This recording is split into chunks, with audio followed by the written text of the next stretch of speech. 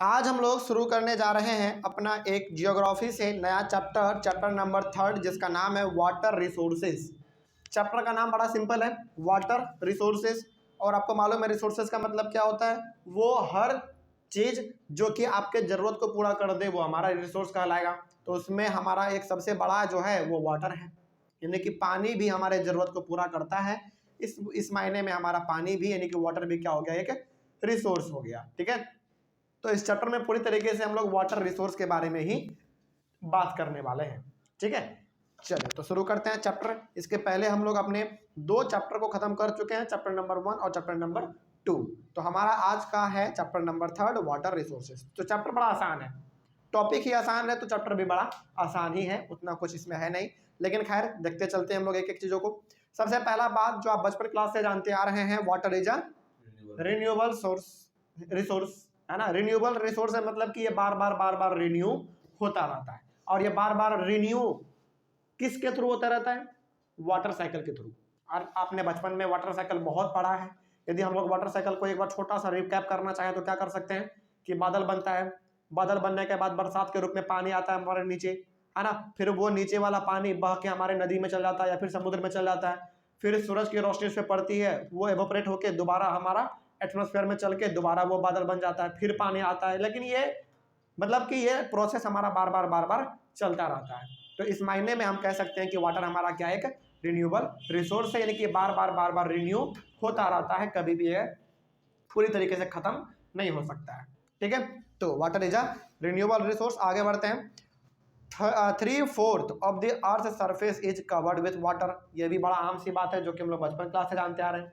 यानी कि धरती का 70% यदि हम लोग बात करें, धरती का 70% जो पूरी तरीके से हमारा लैंड है वो पानी से ढका हुआ है। इसका मतलब ये हो गया कि हमारे पृथ्वी पे 70% पानी है और 30% ही लैंड है जहाँ पे कि हम लोग रह सकते हैं।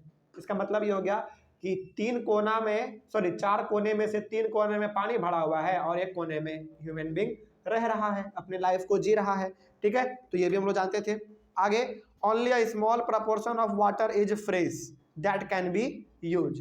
हम हालांकि हमारे पृथ्वी पे 70% वाटर है, लेकिन उन 70% का 70% क्या हम लोग यूज करते हैं क्या, यानी कि 70% का 70% हम लोग यूज कर पाते हैं? नहीं, उनमें से हमारा मोस्ट ऑफ द वाटर जो है वो वेस्ट है, उसको हम लोग इस्तेमाल ही नहीं करते हैं। एग्जाम्पल आपका समुद्र, कितना खड़ा पानी होता है ना, नमकीना पानी होता है, उसको हम लोग इस्तेमाल नहीं करते हैं। तो हमारे पास बहुत कम फ्रेश वाटर है जो कि हम लोग इस्तेमाल करते हैं। और वो फ्रेश वाटर आपका अंडरग्राउंड वाटर हो गया, है ना। उसके बाद फिर पहाड़ों में जो आपका ग्लेशियर है वो हो गया, स्नोफॉल है, ये सब हमारा क्या है, फ्रेश वाटर का एग्जाम्पल है। ठीक है, आगे बढ़ते हैं। Fresh water is mainly obtain from surface run of and ground water. तो फ्रेश वाटर मेनली आपको कहाँ से मिलता है, surface run of. Surface run of का मतलब होता है जो कि जमीन के ऊपर आपका है।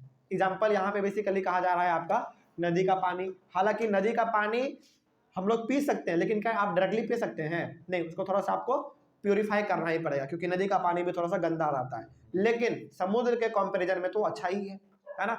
तो आपका नदी का पानी हो गया, फिर से बड़े बड़े पहाड़ों पे ग्लेशियर हो गया हमारा, है ना, बर्फ हो गया, ये सब हमारा क्या है, फ्रेश वाटर का एग्जाम्पल है। ठीक है, उसके बाद फिर आपका ग्राउंड वाटर हो गया। हालांकि इन सब में भी थोड़ा बहुत इम्प्योरिटी रहता है, लेकिन इनको हम लोग फ्रेश वाटर कह सकते हैं, यानी कि हम लोग इसको पीने में इस्तेमाल कर सकते हैं। ठीक है, तो फ्रेश वाटर आपको बहुत ही आपके पास कम है, लेकिन जो फ्रेश वाटर के अलावा है, यानी कि जो वेस्ट वाटर है वो आपके पास बहुत है। तो ये इस चीज़ को आप याद रखिएगा कि धरती पे 70% पानी है और 30% ही हमारा जो है लैंड है। ठीक है, आगे बढ़ते हैं।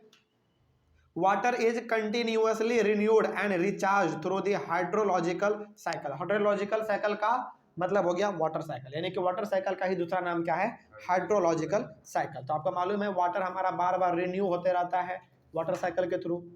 ठीक है, ये कभी भी खत्म होने वाला नहीं है। तो ये हमारा इस चैप्टर का एक छोटा सा और एक बेसिक सा इंट्रोडक्शन हो गया। क्या इंट्रोडक्शन में कोई डाउट नहीं ना? बड़ा बेसिक सा था, इसमें कोई खास बात नहीं था जो कि आपको अलग से समझना पड़ेगा, क्योंकि ये सब चीज़ हम लोग बचपन से जानते आ रहे हैं। ठीक है, चलिए अगले वाले क्लास से हम लोग इस चैप्टर का सबसे पहला टॉपिक शुरू करेंगे, और वो मेन टॉपिक है आपका water scarcity and the need for water conservation and management. ठीक है, इसको हम लोग शुरू करेंगे अपने अगले वाले क्लास से।